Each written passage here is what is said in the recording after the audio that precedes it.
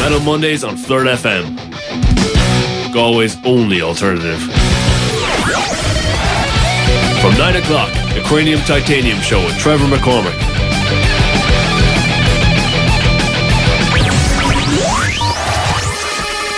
From 10 o'clock, Beating Eardrums with Anthony and Kevin.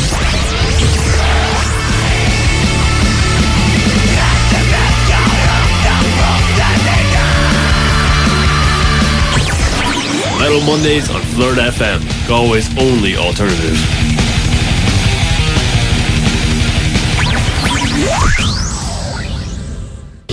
Monday night, FlirtFM 101.3, Galway's only alternative. Punk and rock sorted.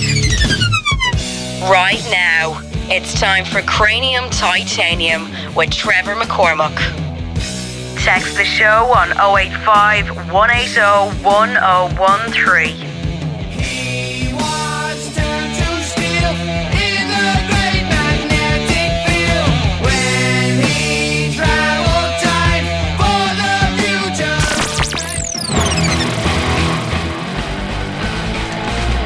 Good evening, guys. How are you all keeping? And you are welcome to the Beholder interview and album special right here on FlirtFM 101.3.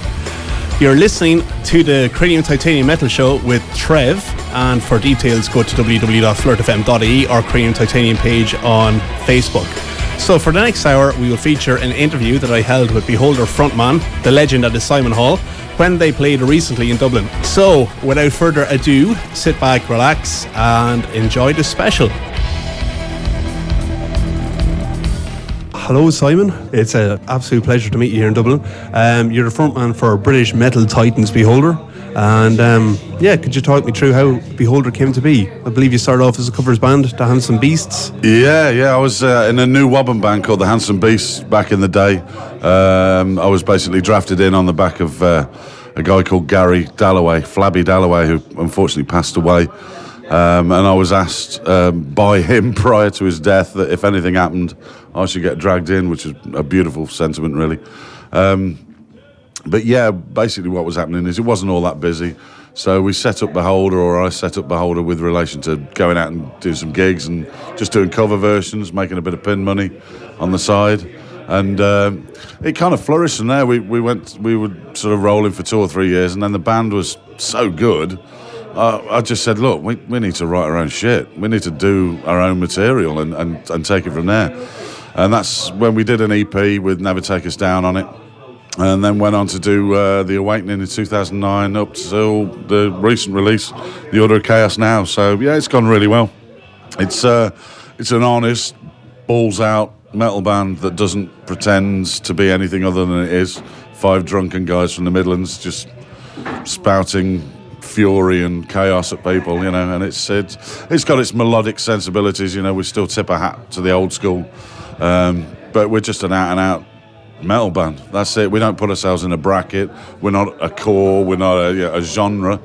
You know, people can pigeonhole us all they want, but at the end of the day, we're 5 different guys with 5 completely different tastes in music. You know, Chris is the drummer. He's very influenced by the Gajeras and the Mastodons. So you've got that real driving rhythm section.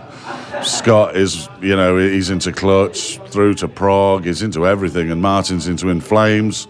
Fungus is more the old school, and me, my heroes are everyone from Bruce Dickinson, Ronnie Dio to Warrell Dane, Nevermore, you know, and some of the thrash singers as well. You know, at the end of the day, we don't have any parameters in what we like as individuals, and therefore I don't think we have any parameters in what Beholder is. You know, it's whatever it wants to be. It's just organic, and that's the beautiful thing about it, I think. You're listening to the Cranium Titanium Show with Trevor McCormick on FlirtFM 101.3. Congrats on the new album released this year, The Order of Chaos. It's an absolutely cracking album. Thank you, buddy.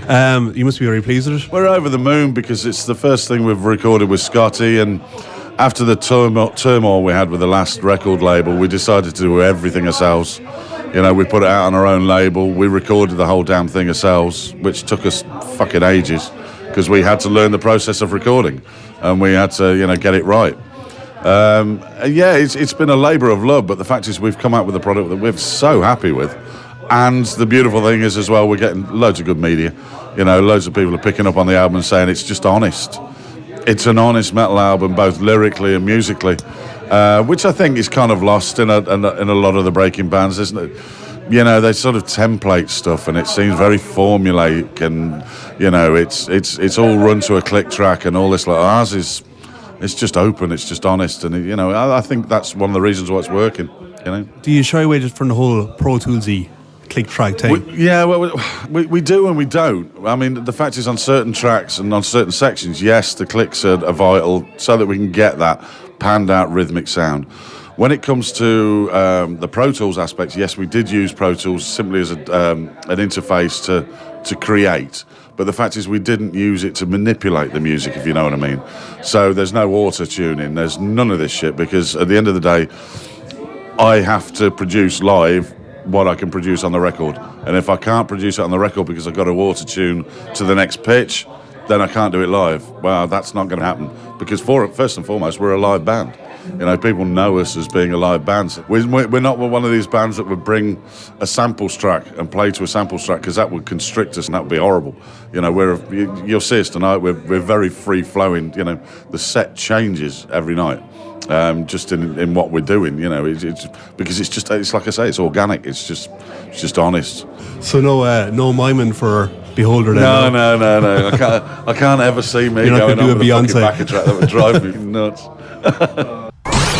Get your copy of Beholder's brand new album, The Order of Chaos, available now on iTunes. How do you feel this album compares to your previous one, The Awakening? Beast of an album that was. Oh yeah, thanks man. Yeah, I think the thing is with The Awakening is we didn't really know who we were as a band. We wrote The Awakening in 6 weeks, which is incredibly quick to write anyway. And considering it was the first full-length album, we kind of listen back to it and say there's parts on there that really are Beholder, like The Heretic, like Snake Eyes, like Razor Line.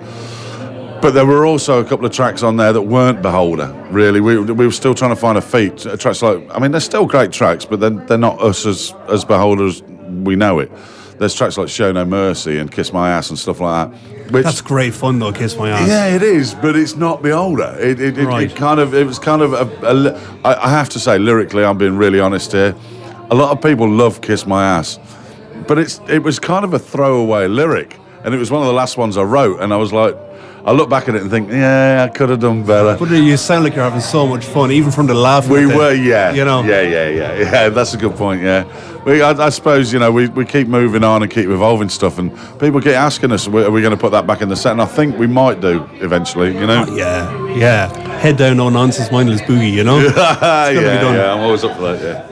The Order of Chaos is Beholder's second full length. How do you feel that your sound is different to this album? You were mentioning already you've found the Beholder sound with this album. Yeah, exactly. We've found the rhythm, the template, and we've found what is Beholder. Because if you think about it, The Awakening came out in 2009. We had all the shit with the record label, etc., and we had to get off that label. So it's took us till now, and obviously Gimli, the original guitarist, left to go on and do further things with his own studio, and we brought Scott in. And Scott's been a breath of fresh air in the respect that we went and played live for a good year before we thought about the recording. You know, and we started to grow as musicians together, and built the relationship prior to going into the recording process. So once we were in there, how is it different? I think Scott has been a major influence, because he's brought the more rhythmical aspect to it, and the aggression as well, the tonal aggression. And I think because of the lyrical aspect of this album as well, it's kind of sat with the angst and the anger of the lyrics and the frustration, I think, of the lyrics, you know, and it's sat really well, you know. So yeah, it's just a developing thing all the time, you know. And we're already talking about the next album already. You know, this has only been out a couple of months, and we're already thinking about recording the next one at the end of the year. Yeah, so yeah, definitely. But yeah, it's a much more lyrically and musically, it's much more of a heavier, darker album than it's a lot more aggressive. Yeah, the thing is, somebody asked me about the lyrics the other week and said, you know, my influences are Bruce Dickinson and Dio, and you know, their lyrics are obviously a little bit more fantastical, you know, the Dio with his dragons and Bruce with his, I don't know, everything, you know, sort of, you know, his British history lyrics, if you like, you know what I mean?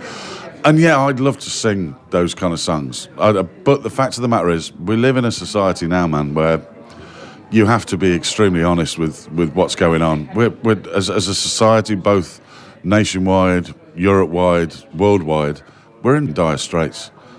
And it isn't the fault of the people. It's the fault of politicians, media moguls, whinging celebrities. You know, we live in this... You know, I've got a daughter now, a 16-year-old daughter, and she's a great kid, but she's subjected to so much mind-numbing shit on the telly that, you know, these kind of things affect us. And, you know, we're going to be... as a lyricist, I try and just take the grasp of what these problems are lyrically, but just put a kind of a message of, like, we can beat this back. We can bring it back. We are good people. Ostensibly, the human race is a good person, but it's just run by fuckwits, man. They have no concept of humanity, whether it be politicians, whether it's be the media or any of it. It's all shit, man. You know, and I do kind of get irate about it but you can't watch the telly and see the Egypt uprising, the Syrian uprising, and see all these things happening out there and not be affected by it. It's there, and I think Beholder at an age, and you know, because a lot of us have got kids, a lot of us are all of us are in relationships. You know, as you grow that little bit older, you kind of look at the world at large and think it's no point me flowering over this shit. We need to use that as lyrical inspiration, you know, and I think it's worked. I mean, you know, Black Flag in its own right. The song it's as angry as it is. The whole album sort of comes round on itself and says, look, as people, we are a good thing. So let's look after what we've got, you know. So, you know, that's the way it rolls, really.